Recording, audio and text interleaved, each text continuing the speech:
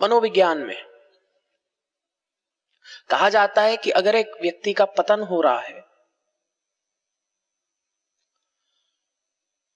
तो दो लोगों की गलती है। सबसे पहले तो जो उस व्यक्ति के जीवन में पतन का कारण है, और दूसरा व्यक्ति जिसकी गलती है वो है जो उस पतन के दौरान गलत आदमी को सहयोग प्रदान कर रहा है। ऐसे व्यक्ति को कहा जाता है अनेबलर।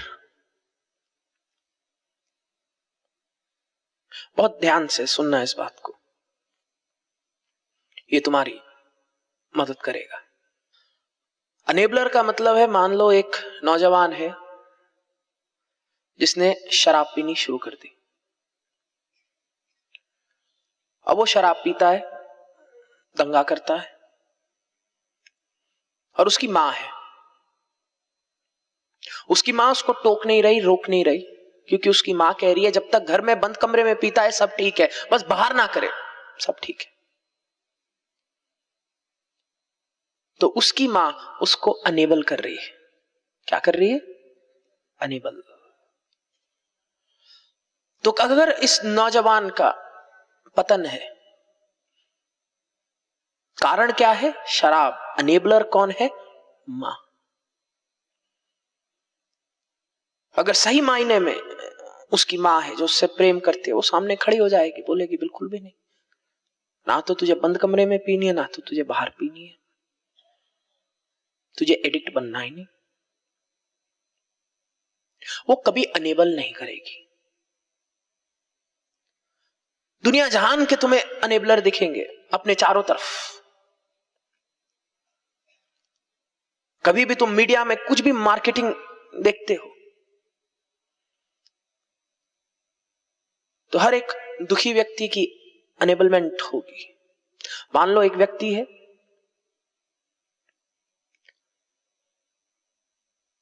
जिसका वजन बहुत ज्यादा बढ़ा हुआ है। अब क्योंकि वजन बढ़ा हुआ है तो उसके हृदय पे स्ट्रेस है, उसकी किडनी पे स्ट्रेस है, और कभी ना कभी तो इस भार का उसके जीवन पे प्रभाव पड़ेगा। तो एक तो उसका प्रियजन है जो उसको बोलेगा मेहनत करो, पतले हो, जरूरी है, तुम्हारे स्वास्थ्य के लिए जरूरी है, पतले हो। और दूसरा जो अनेबलर है वो उसको बोलेगा ये जो तेरा प्रियजन है ना बहुत खराब है, you need to love yourself the way you are.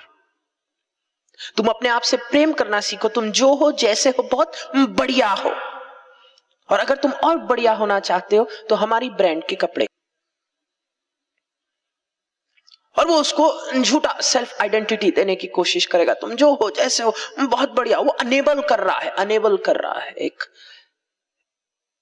बीमार व्यक्ति को ताकि वो और बीमार रह सके, एक दुखी व्यक्ति को ताकि वो और दुखी रह सके, एक असहाय व्यक्ति को ताकि वो और असहाय रह सके। और दो प्रकार की स्पिरिचुअलिटीज होती हैं। एक होती है अनेबलिंग स्पिरिचुअलिटी। अनेबलिंग स्पिरिचुअलिटी का मतलब कि ऐसी दिव्यता जो तुम्हें सिखाए कि अगर तुम गरीब हो अच्छी बात है, तुम भगवान के शायद ज्यादा करीब हो। अगर तुम दुखी हो अच्छी बात है, जिस विधि राखे उस विधि रहिए। वो इस बात को भी नहीं समझ पाएगी। अनेबलिंग स्पिरिचुअलिटी सुनने में मजा बहुत आता है, क्योंकि अनेबलिंग स्पिरिचुअलिटी तुम्हें बहुत सांत्वना न देगी। तुम वहां जब बैठोगे तुम्हें रस आएगा, तुम्हें मजा आएगा। एक होती है अनेबलिंग स्पिरिचुअलिटी और दूसरी है शिव योग। मेरे गुरु को तुम्हें सांत्वना नहीं देनी। मेरे गुरु कहते हैं सांत्वना देना का कुछ ऐसा मतलब है मानो एक भिखारी सोने का कटोरा लेके भीख मांग रहा है। उसको तुम्हें भीख नहीं देनी, उसको तुम्हें सिखाना है कि भाई तेरा कटोरा सोने का है, तू अपनी कीमत समझ। कहने का मतलब ये कि हो सकता है इस शिविर के दौरान कुछ चीजें तुम्हें बहुत कठोर लगे, तुम्हारा अहंकार जागृत हो, तुम्हारा अहंकार तुम्हें भटकाने की कोशिश करे, लेकिन तुम जान लेना मेरा काम यहां बैठकर तुम्हें अनेबल करना नहीं है। तुम यहां अनेबल होने आए ही नहीं हो, तुम यहां पे बदलने आए हो, तुम यहां बेहतर होने आए हो, तुम यहां बढ़ने आए हो। हाँ जी ना जी। और उस बढ़ने के चक्कर में अगर बीज को फोड़ के बीज के अंदर का पौधा निकालना पड़े तो मुझे कोई चिंता नहीं। मैं तो चाहूंगा हर साधना में तुम फटो। मैं तो चाहूंगा जो तुम्हारे भीतर का बीज स्वरूप है वो खत्म हो।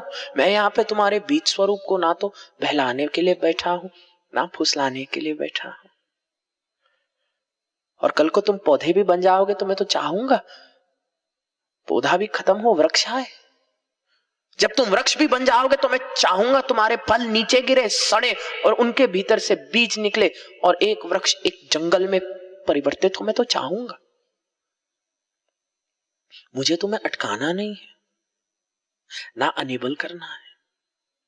हो सकता है कोई एक बात मेरी तुम्हें चोट पहुंचा दे, लेकिन उस समय तुम चिंता मत करना। और अब अनेबलर्स को ढूंढना बंद कर दो। तुम ऐसे लोगों को ढूंढो जो तुम्हें जगा सके। ऐसे लोगों को ढूंढो जो तुम्हें मोटिवेट कर सके, तुम्हें प्रेरणा दे सके कि तुम भी आगे बढ़ो, तुम भी बदलो। अनेबलर तुम्हें सांत्वना देगा, अनेबलर तुम्हें अच्छा लगेगा, लेकिन अनेबलर तुम्हारा फायदा नहीं, अपना फायदा खोजता है। और शिव योग में हम अनेबलिंग नहीं करते।